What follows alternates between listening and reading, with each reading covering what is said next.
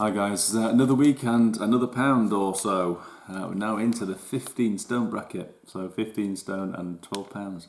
So it's been a long time since I've been in the 15 stone bracket, so I'm relatively happy with that. I'm pretty chuffed. However, from this month I want to start making more of a note of fat percentages. The reason is, it kind of came to the conclusion that if you look at the BMI in here, BMI should be below 25 and I'm 28.9, which is well over. However, fat percentage, I should be a minimum of 17.5 and I'm already below that, which is 16.7%. So I came to the conclusion that it's probably more important to be looking at reducing my fat mass and fat percentage than the actual body weight. Because obviously, if you're not careful with dieting and reducing metabolism, you can even lose muscle, which you don't want to be doing at all. So yeah, so I'm not trying to worm out of losing weight, because that's still obviously the benchmark I've been using. But I'm going to concentrate as much on fat percentage loss, at least what that says I've lost. Right, so for this month, I'm concentrating on foods which are supposed to enhance your metabolism. Now, funnily, a lot of the foods that do that are the same foods that came up last month in the ones that keep you looking young. But yeah, so I'll run through the ones I've got. There's a few differences and say a few changes to the diet I'm following already, which is probably a good thing. So the first thing is water. Now, I'm not a big water drinker, I'll be perfectly honest with you. But every morning I'm now drinking, before breakfast, a pint of cold water.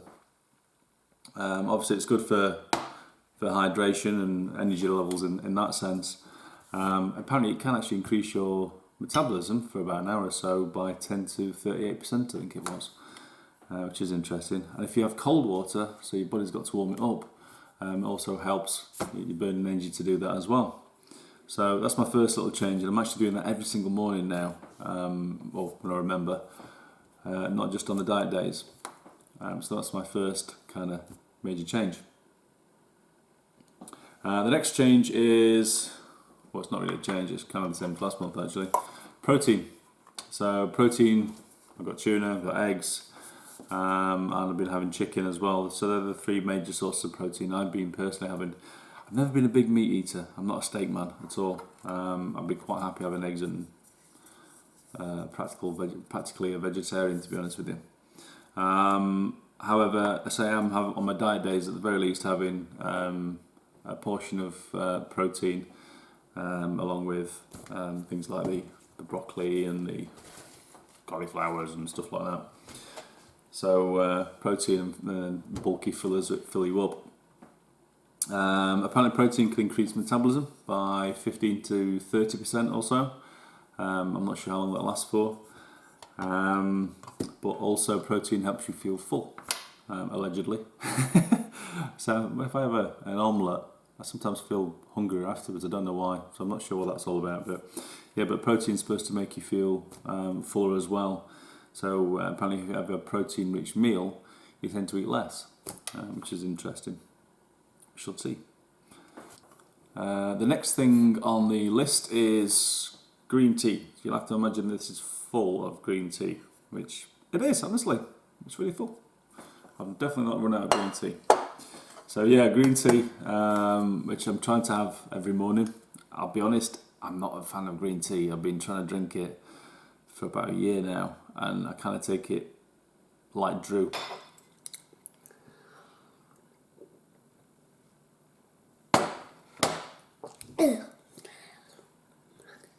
It's a bit like medicine. But yeah, so I'm trying to at least have 1 cup, if I can, at a push, 2 cups of green tea a day. But I'll be perfectly honest with you, I prefer a cup of coffee. So green tea is supposed to increase metabolism by about 5%, whereas a cup of coffee, up to 10. So I guess if you want to trade off a little bit of metabolism for anti-aging and cancer protecting properties, I say you take your chances however you want, I guess. I'm going to try and do both. So kind of the same as last month, really. The next one's interesting.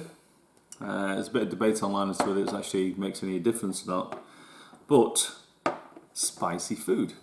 So I am quite partial personally to hot food anyway. The old jalapenos. Nom. I just made my way through some ghost chili peanuts thanks to my sister for my birthday. So thank you for that, sis. They were kind of hard work, I'll be honest. They were pretty hot. And she also got me some ghost pepper sauce. So I'm pretty sure I'll be sweating my backside off with those. So the effect for metabolism is kind of negligible, I think. But they always come up on websites that mention metabolism. I don't know why. But I like them, so why not? Now the next one is a bit of a biggie, which is exercise. So currently I do, it's about an hour and 45 of weights and strength building, and about 30-35 minutes of cardio. That's kind of restricted because of the free parking at the gym. So for metabolism and fat burning, apparently high intensity training is the best one to go for. So not necessarily long slog cardio sessions. I kind of do that because I want good cardio fitness. But within that, I tend to put a few blast minutes. So what I do is I use the cross trainer mainly because it's good on my knees. But I have my headphones on, and depending on what tune comes on, occasionally I just go for it. And I'll basically go as fast and hard as I can for 30 seconds to a minute until I'm absolutely done in, and then I'll keep going but let my heart rate recover. And generally when I'm doing a normal workout, probably do that 2 or 3 times within each half an hour session. So I guess I'm getting some high intensity, if you can class it as that. I have looked online. I've previously recommended Athlean X, and I really like his stuff for gym workout training routines and stuff like that. However, I've spotted a workout with Frank Medrano, and I actually tried that this morning for the first time. I saw it a few weeks ago. I thought I'm going to dig it out and have a try. I really like that workout. It's a 10-minute blast and it's good. So I'm going to experiment with a few, and I'll let you know if I find ones that I really like and take to. Alongside the cardio and the high intensity workout, which I'm hoping to do a little bit each day, I'm also going to increase my gym sessions as much as I can. But also it's important for muscle building. If you can build big muscles, you're going to be using more energy than if you've got lots of fat.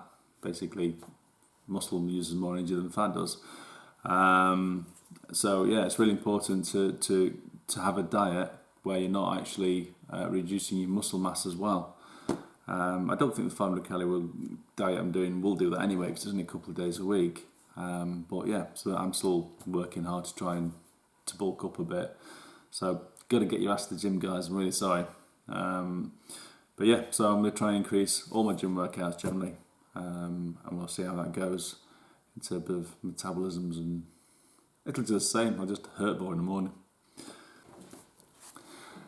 Now the last one is probably going to be the hardest one for me to do in terms of metabolism enhancing changes, and that is sleep. I personally don't sleep a great deal. I tend to have a lot of low amounts of sleep nights, and then I'll have one big crash night and I'll sleep a lot. I mean, right now it is 5 to 12, and I'm planning to meet my mate online for a couple of hours and on the Xbox, and I'll be up in the morning at 7 or so for the kids. So yeah, I'm not a big sleeper, and ideally you want to be getting, well, for me at least, a nice evening's sleep would be 7 hours, I guess. And the thing with sleep is, if you don't get sleep and you're tired, when you're tired, your body's wanting energy to keep you going. And personally, I always find when I'm really tired, I go for sugar. I'm an absolute nightmare. So the first thing I'll do is go straight to the sugar cupboard and try and find something that's sweet and quick energy. So that, for me, I need to avoid that. But it does slow your metabolism down as well. So it's important to get a good night's sleep. And I'm somehow going to have to try and get some more sleeping. Maybe we could extend the days. Could we do a new thing where we have like 28-hour days? That'd be okay. Now, the weird thing about the the diet I'm doing, this 500 calorie diet, is how it's changed. So when I first started doing this, and I was doing videos about crackers, the reason was I personally am a bit of a grazer, so I'll happily eat a little bit all day long. And if it wasn't for the fact I would sit down for meals with family and stuff, I wouldn't sit down for a meal. I'd probably keep on my feet and keep doing things. So I'm happy just to keep going and nibbling along. And the crackers and the beetroot on crackers and stuff like that meant that I could have food throughout the whole day, enough food throughout the day to keep nibbling on, and not be especially hungry. And what I came to the conclusion of after 3 months of this gradually changing is I think I've lived a life of hunger fear. And I know it sounds like a stupid thing, and I'm coining that phrase, that's my phrase now. But I think I genuinely have always been scared of being hungry. So I'll eat, not necessarily when I'm hungry, or I'll eat at times when you're expected to eat, and you don't need to. And I think there's a difference which I've found between hunger and being starving Marvin. Because being hungry is probably quite normal. Being hungry is normal for probably a lot of people in this world, which is kind of a sad fact, really. And being hungry is not a bad thing. You actually sometimes feel good when you're hungry. It makes you feel full, and when I say full, not full belly, but it makes you feel full of energy. That's because you've got to go and run and catch your next meal, catch your next McDonald's. But yeah, so it's something I've realised. But doing this now is I found that after 3 months of not starving but having less food, I'm actually quite happy now to probably have an egg or two throughout the day. So I'll not eat anything till lunchtime, early afternoon. I might have an egg, maybe 2 eggs. I'll keep going through till tea time, and then I'll have a meal. So I'll have a chicken with broccoli and a nice decent sized meal. It's all less than 500 calories in the day or thereabouts, but it's satisfying. And I say I might be a little bit hungry, but it's no longer an issue. I don't care. And I think it's a really important lesson that I personally have got from doing this, from this little journey over the last few months. And it's an important lesson to learn that I think a lot of people, if they did learn it, they would eat less food and less rubbish in between meals and stuff. So yeah, I hope some people do kind of figure it out too. It'd be good. A few little things. Apple cider vinegar. There's a few websites that say that it helps increase your metabolism. It's like drinking donkey vomit. I don't know if I'm a good way of drinking it. I tried a few different ways. No, it's just donkey vomit. It's vile. I actually used this a few weeks ago to clean some copper in the garage, and the copper rose video, and it worked an absolute treat. And it's best for the garage. So I just found this in the cupboards. Funny enough, I thought it was in the garage. It's going back in the garage shelves because I'm not drinking it anymore. I mean, it even looks like donkey vomit. Look at that. That's nasty. Other thing is, it's all wrapped up in here. But ginger. I'll be honest with you, I do love ginger. I love ginger biscuits. So I guess I love ginger. But I've not really found a good use for ginger in my diet. So if I figure something out, I'll try and add it in. I say it's supposed to be great for metabolism. I think you can make like a ginger tea, soak it in a few little slices in boiling water and stuff. But I'm not kind of keen on hot watery flavoured stuff. So if I do find a good use for it, I'll add it in. The last little thing I want to talk about is snacking. So if you are a bit hungry, there's nothing wrong with that. But it's obviously important not to hit the biscuit cupboard. So a few little things I've discovered, I've probably covered in the past, but I'm just going to quickly blast through them again. I personally like raw carrots, so I eat raw carrots. They're relatively high calorific in terms of vegetables, but 1 carrot I think is about 40 calories. It's not overly filling. I tend to find you eat it for ages, but at the end of it you don't feel very full. So you can't have too many of those, especially if you're having a full plate of a decent tea. Celery, if you like it, or Satan's spawn. As I personally like it, it's practically 0 calories, because as far as I know, it's as much, it takes as much energy to actually digest it as you get from it. It's just water and stringy stuff really, isn't it? But something I've discovered, which I've mentioned previously, is pickled stuff. So I have beetroot with just about everything. It's relatively low calorie. You can have relatively a lot of it for the calories. So say 40 calories is about a quarter of the jar. So you don't have that much. But it's juicy and it's sweet. So when you're having something that's a bit dry, so maybe a piece of chicken and lettuce, because obviously you can't cover your lettuce in sauce or oil, having nice wet beetroot and a bit of sauce with it, it's more than enough. So in terms of sauce, I basically have a dessert spoon's worth of mayo, and I mix it with hot sauce. So I like hot mayo, and I have that with all my salads and stuff, to be honest with you. But that spoon of mayo and the beetroot gives you enough moisture and a decent piece of chicken and the broccoli and stuff for it to be nice and enjoyable. And that's a bit of a revelation to me as well, because I've always covered everything in sauce, and you really don't need to. It's enjoyable without. And then if you get really desperate, I'm not sure if you like things like this, but I got this for my birthday. I'm getting that age now. I'm at buying pickled onions for his birthday age. But pickled onions, and it sounds really weird. You kind of go in the cupboard and if you're a bit hungry, you grab a few on the end of a little fork, one of those jobbies, and you can only eat about, I feel a little ones, probably a few more, but you only eat about 5 or 6 pickled onions, and it's enough to take off your hunger pang. And because they're acidic, you don't tend to eat, or I at least can't eat a lot of them, and it kind of does it. You're finished. And again, there are hardly any calories at all. So stuff like that, I've discovered is really, really good for if you're hungry and it's late at night like me. That might just satisfy any hungers you may have. But I say, I don't mind being a bit hungry now. It's not a problem. It's not like it's a bad thing. It's just become a bit normal. In a good way, I guess. Right, I'll see you next week.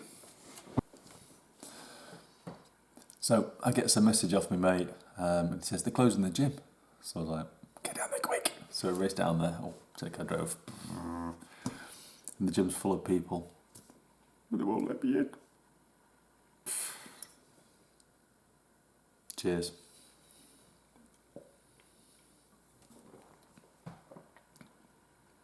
So I've definitely not got gym withdrawal symptoms.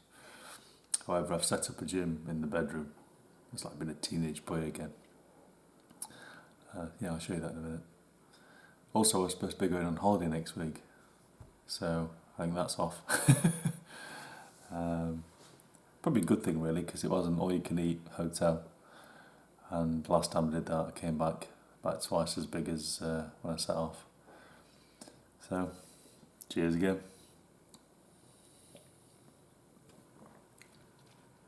There's a lot of poorly people out there though, guys. If ever there's an excuse to stay away from your parents, it's a good one there. Stay safe.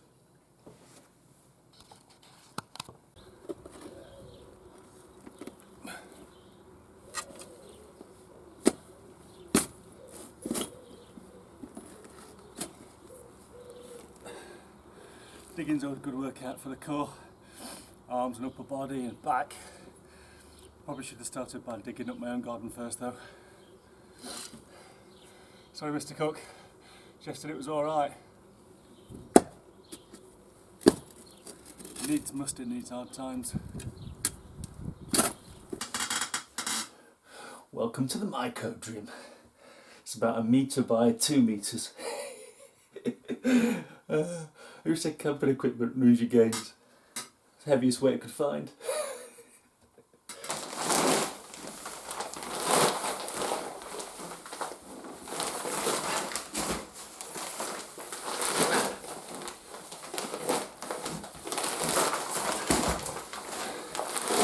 It's your fault, Jeff. When there's a shortage of building sand, mate, they can't make houses out of bog roll.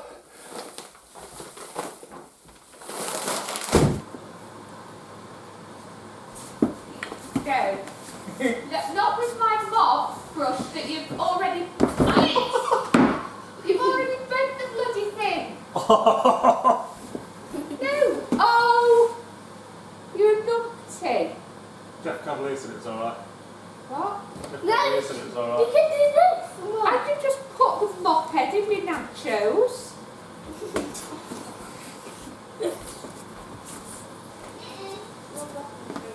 Second time lucky.